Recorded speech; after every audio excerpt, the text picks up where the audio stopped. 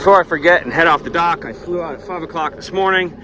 I'm in freezing cold Stamford, Connecticut. I'm on a 40-foot Azimut, which is going to end up down in the west coast of Florida, Sarasota or something like that.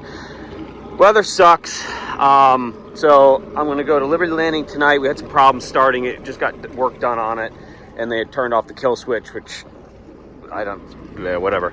So anyway, we got that off, and we got the engines fired up, and we are just about to push off the dock here. The wind's blowing all over the place. So I got one line on this thing, so a little bit squirrely. So anyway, 40-foot Azimut. I'm going to get off the dock, and I'll do another video once we get on, but I almost forgot about this, so almost there. Okay, so I'm out. We're running down the Sound. Just left Stamford. We got 1 foot 2 seconds. I actually just verified that on my apps. This is a completely different experience. Kind of inside. I feel very confined. The wipers are shot. So I've just called ahead to Liberty Landing to see if they can procure me some new windshield wipers, because I've already gone out once to clean the windshield because I can't see anything out of it. So it's literally like driving by my chart plotter here.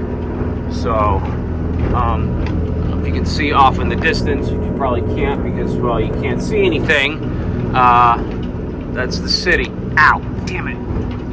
It's very short, even I'm hitting my head here. I just feel very claustrophobic, to be honest with you. I'm not used to this small of a boat. I'm not complaining. It's just what I'm used to and what I'm not used to. So we'll deal with it as it comes. Hopefully the sea should subside a little bit, but I'm actually glad to see that it's kind of built up here, so I can kind of feel out what tomorrow is going to be like. Running around 18 knots right now, 2400, and my load is only 60%. And what's my fuel burn? I've only burned 10 gallons so far, so less than an hour out. So probably 45 minutes out. I left at 11 o'clock. It's 11:45. So we're gonna head to the city, get this boat cleaned up, kind of provision it a little bit better.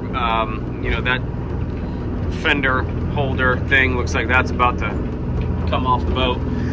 So yeah, so we'll get this thing kind of cleaned up and dialed in, ready for sea.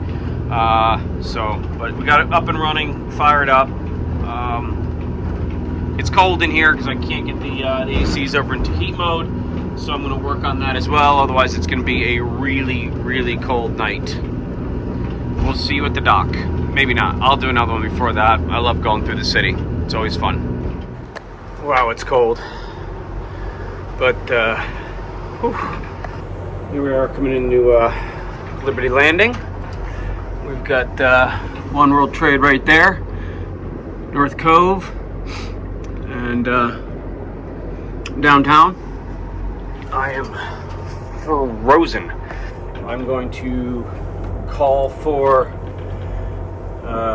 Liberty Landing, let them know, sorry, I'm frozen, I can't even speak. Let them know that I'm coming in, and we're going to tie up and get some fuel, some winch wipers, some Rain-X, a few other things, and see if we can't get the heat on this boat and get this thing sorted, and maybe have lunch. All right, let's see us in there. Okay, well, I made it to Liberty Landing. It's been a bit of a frenzy with some reconstruction. I have 2 new windshield wipers. I've cleaned the glass. There's no water because of the time of year, so I can't wash the boat and I can't get the rest of the salt off.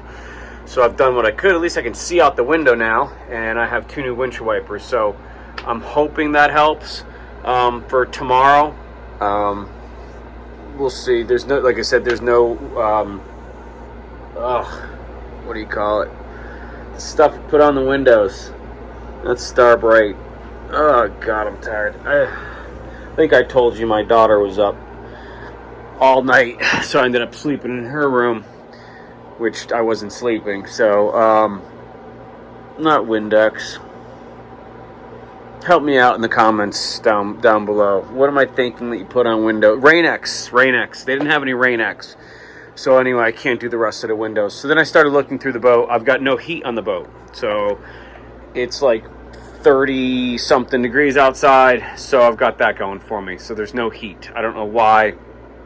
I finally got both things running. I've got 50 degrees in here. So it's 50 degrees inside the boat.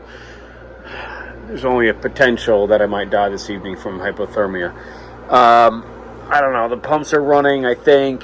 I don't know. I got to look at it. Throat's about to go down. But then I was checking out the rest of the boat. Where's the safety gear? There's no flares.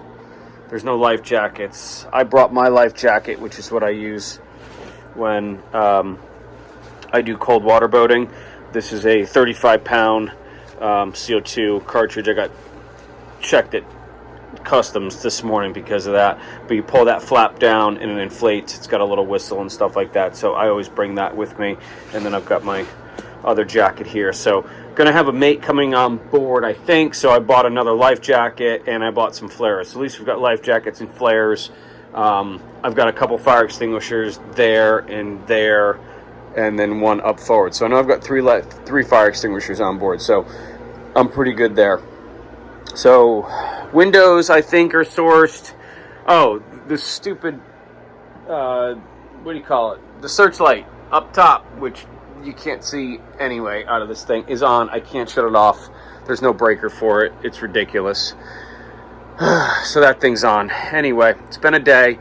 I'm going to jump down in the engine room, see if I can't find the water pump, the AC pump, make sure that that thing is running and is pumping water, and we can't get heat rolling through here. So that's what I'm doing now.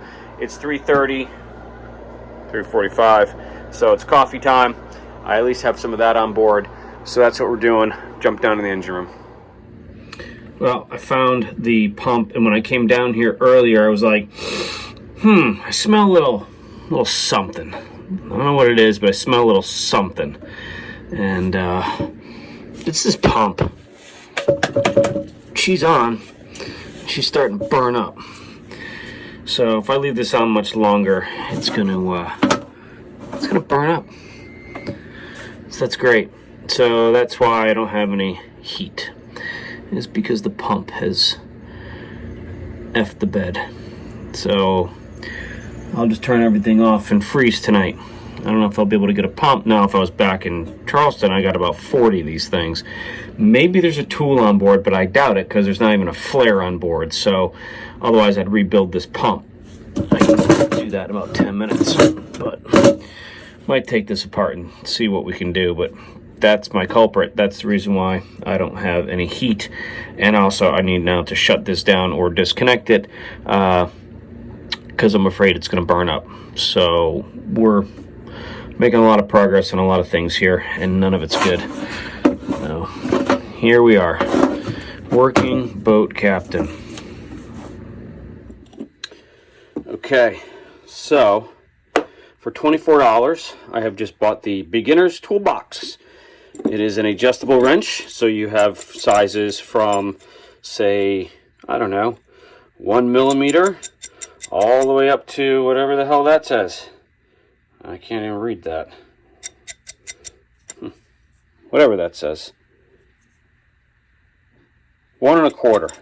1 1/4 there, and then you got a 1 bit and a number 1 bit Phillips head, and then on the other side of here you have a 2-bit size. So this is that's my toolbox right there, which is really more than what I've got because my truck was stolen with all my tools in it. So, yeah, this is frontline apparatus right now. I just went down into the engine room and was going to try and rebuild the pump, and I took the whole thing apart. The seacock is stuck open, of course, so water spilling out all over the place, even though I've got the valve shut. So that's great. I got that going for me as well. I still have a headache from trying to look out that freaking window all day. And I can't rebuild that. It's toast. So I'm leaving it off. And I'm trying to source another one. It's not worth it. So apparently I've got no heat this evening, and it's getting chillier and chillier. It's probably like 40 something, 42 degrees inside the boat right now. So I'm not quite sure what I'm going to do. May have to grab all of the comforters, plus keep my jackets on and my life jacket on, and try and hunker down for the night. So that's what we're going to do. I have at least a little bit of water on the boat, but, you know, that's not doing me any good. So all is well here. I should just call it a day and go find a nice place to grab a drink and eat. On the upside, I mean, you know, look at my view. If you can see out of these little freaking windows, there's One World Trade right there. In downtown, the Battery, Jersey City, right in front of us. There's the last ferry, I think, because it's 4:30 coming there. So for $2, I could have gone from here to there. And about a block that way is dinner. So I will probably just end up getting an Uber. I'm going to try and clean up a little bit and call it a day. I'm going to check weather, sea conditions, routing, distances, fuel calculations, and all that stuff before I go out. Sorry for the shaking. Literally, that's how cold I am. I'm shaking. So, yeah. So that's what I'm going to do now. I'm going to give up on the rest of this stuff. And I will probably see you guys in the morning. Thanks for watching.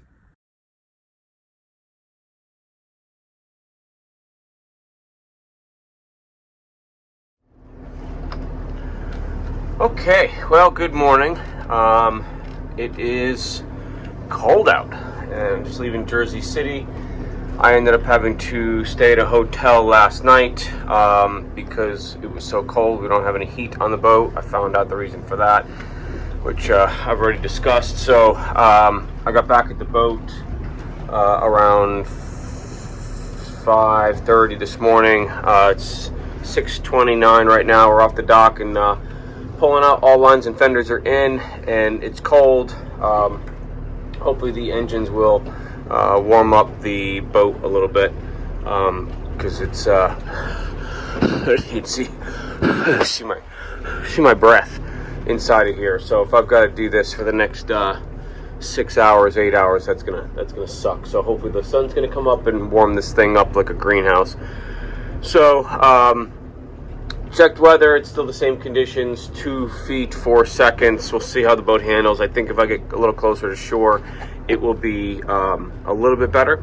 So we'll take a look at that, see if it's better running offshore or closer to the beach.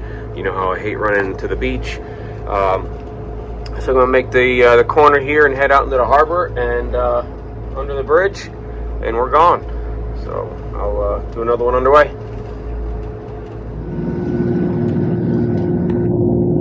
Beautiful picture of the sunrise. I was just thinking as my brain is freezing here that you know, I was really hoping to get some better shots and better video, and I was like, oh cool, I'm gonna go to Annapolis, you know, probably, and you know, that'll be a nice run because I haven't done that run with you guys before.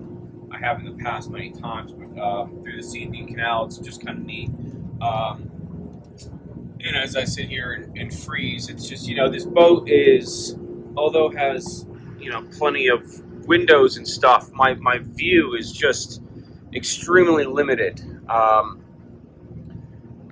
And that's not to say anything ill about the boat. It's just, you know, I guess what I'm used to is just bigger boats where we have a much bigger view of the surrounding. And I feel very, I think I even said this yesterday, very claustrophobic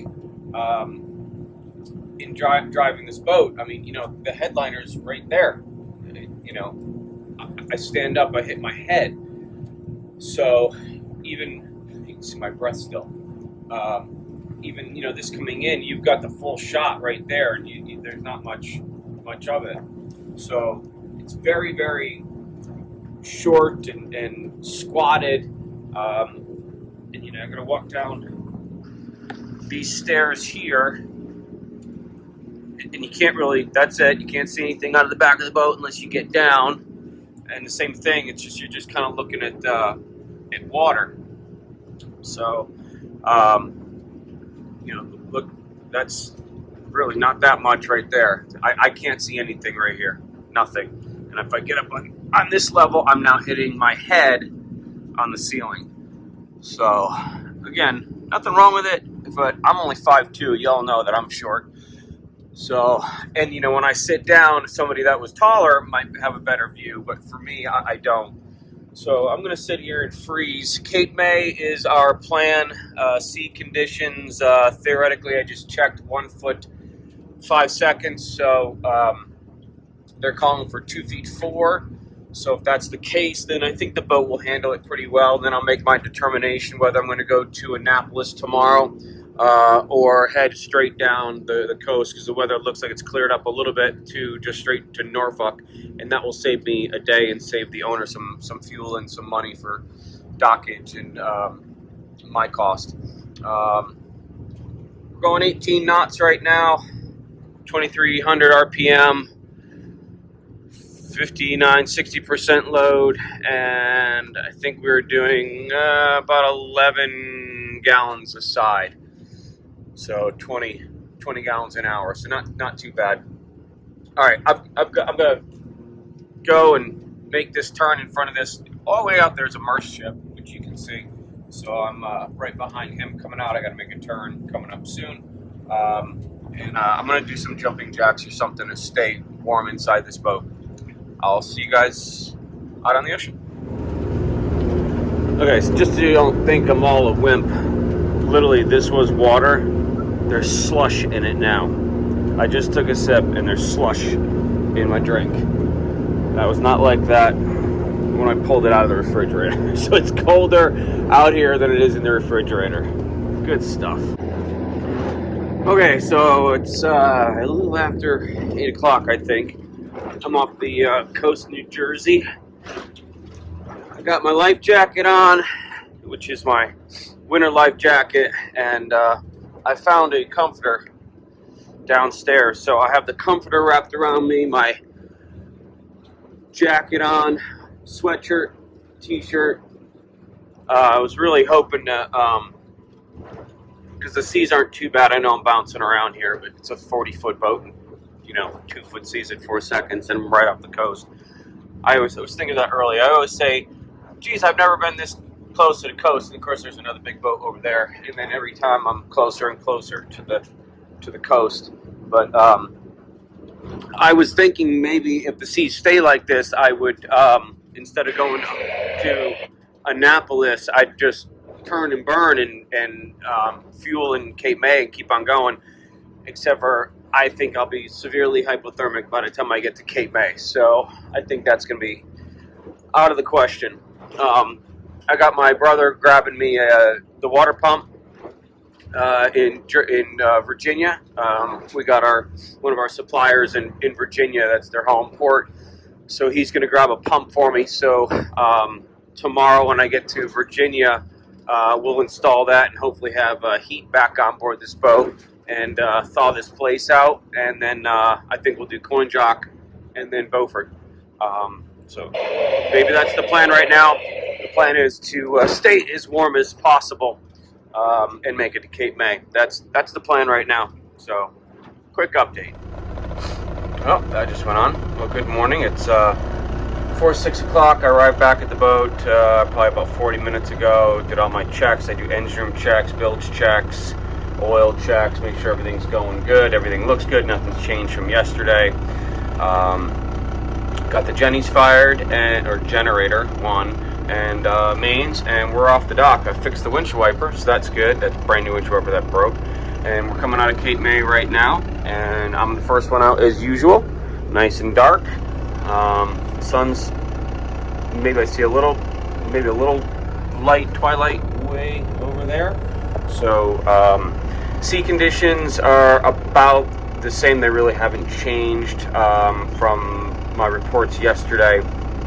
So 2 feet 4, 2 feet 5, maybe some 1s. So kind of what we hit yesterday. I think yesterday was a little bit lighter than 2s. We did hit 2s, but I think they were a little bit lighter, more like mostly on the 1 side. So we'll see what the 2s look like today on this boat. Everything's buckled down. Still got my life jackets, my comforter here because it's still cold. I'll be wrapping up in that as soon as we get out of the channel. Going to Tidewater today. I'm actually going to meet up with my twin brother. He's going to be joining me for the intercoastal trip.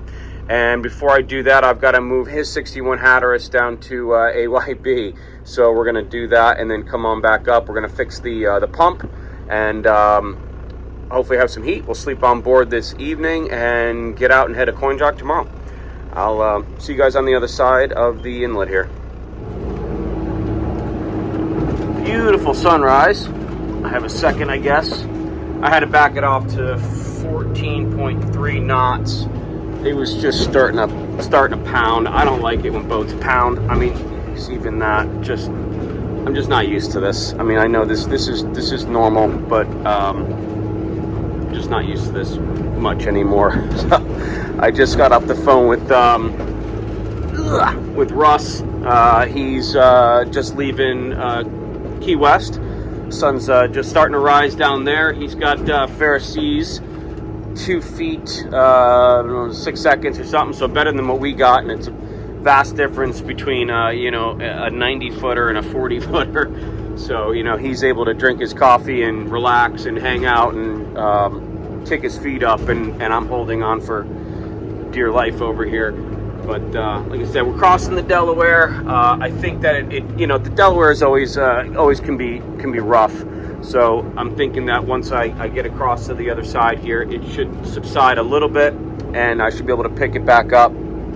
Which is why I didn't really waste any time this morning, and just got out because I knew that it was sort of gonna be like this. And so if I had to back off, I always like to get my time in the morning as opposed to just waiting to 8 o'clock and pushing off. And now, it's 8 o'clock at night, sun's down, and you're nowhere close to being in a port. So I like to get out early and try and get in at a reasonable time. And just in case anything happens too, I've got options. So I'm gonna watch the sunrise here. I'm gonna hang on.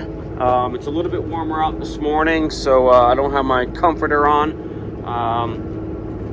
And hopefully we'll get across the Delaware. About a quarter of the way across right now, so making progress. Okay, so we are almost across the Delaware, and I'll give you a good example of why I don't have radio, music radios and TVs, and I'm always in a logbook, and I'm always scrolling through stuff, because it gives you information. And as they say, information is knowledge, which I got very little of, but I look at a lot of stuff.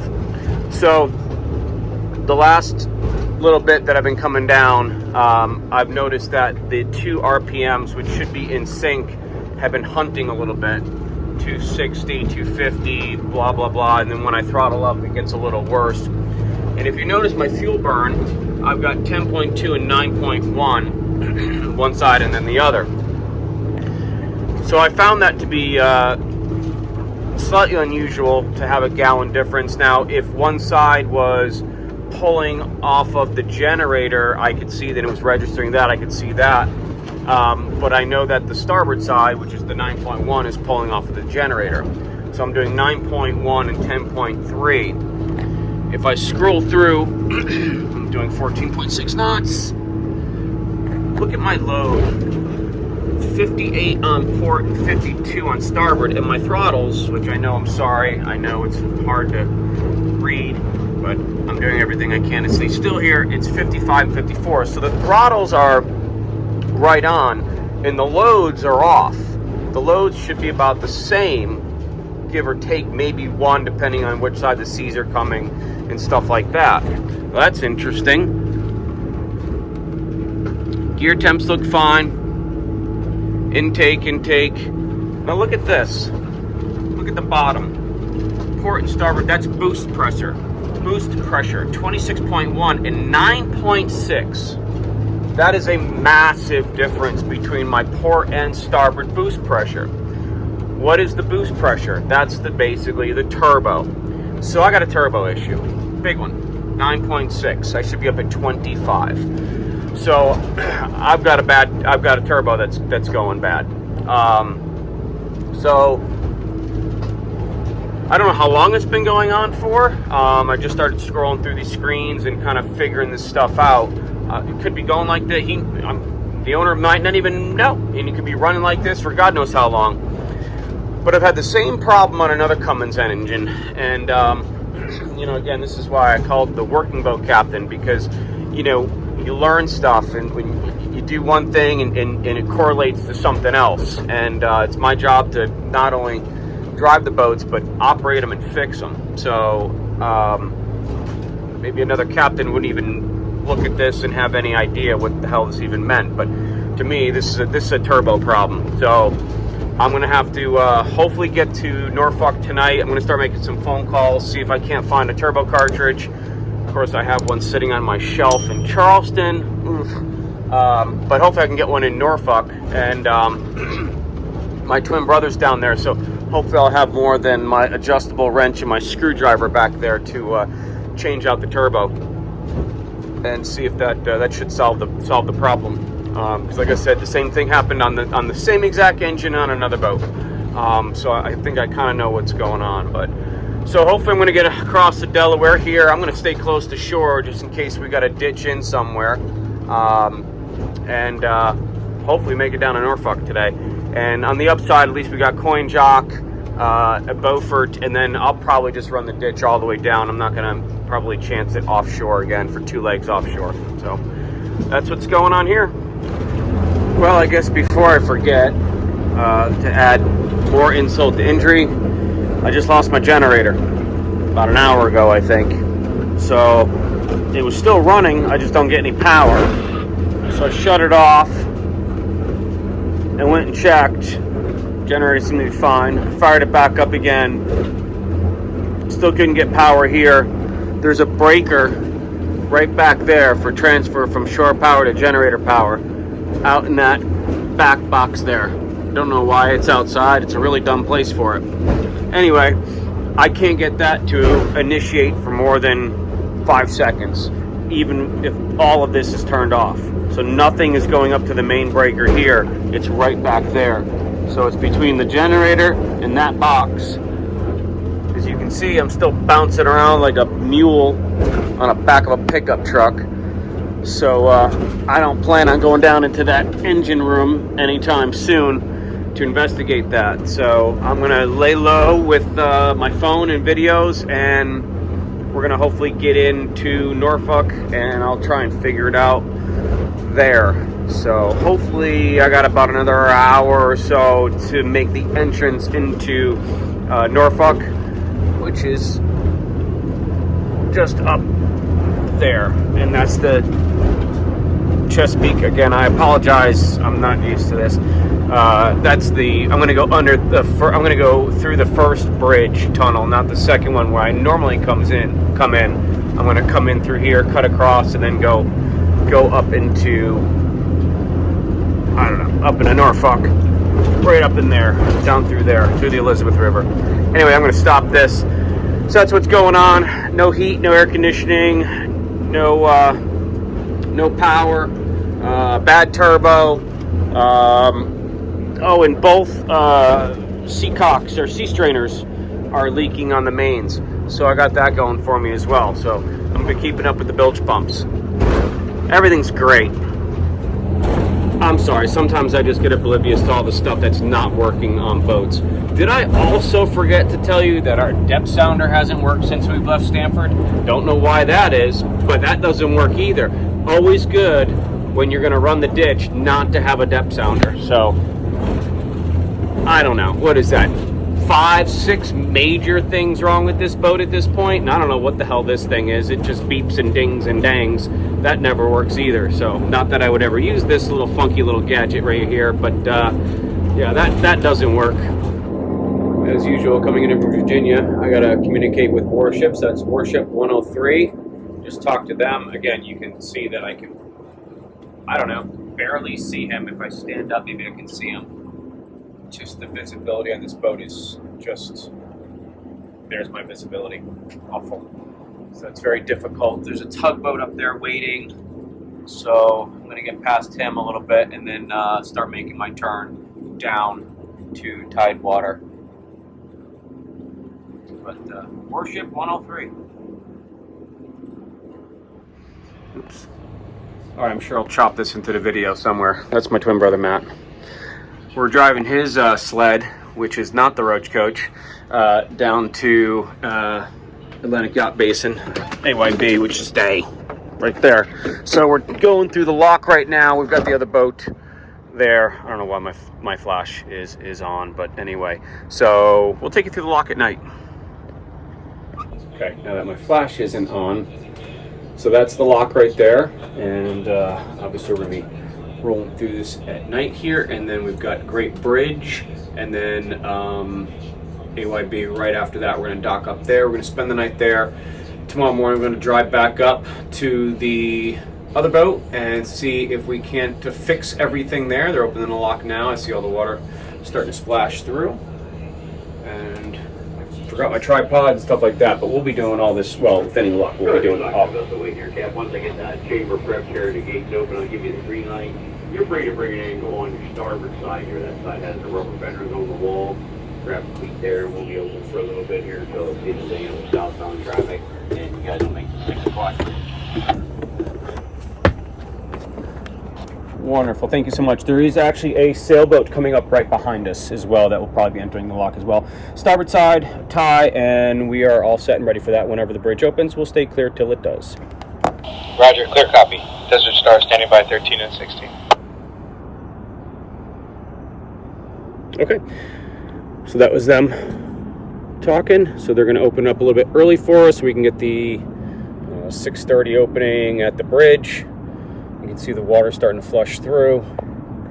Kind of neat at night, just something different. So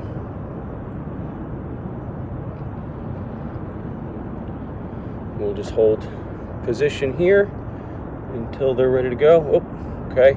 I guess Matt's back down below. He's moving the controls on me here. Didn't know you're back up. Yep. All right, so I'm gonna go back down and get ready. Okay, we are almost securely affixed to the dock. Not bad for a 10-minute stay. It's really all we need.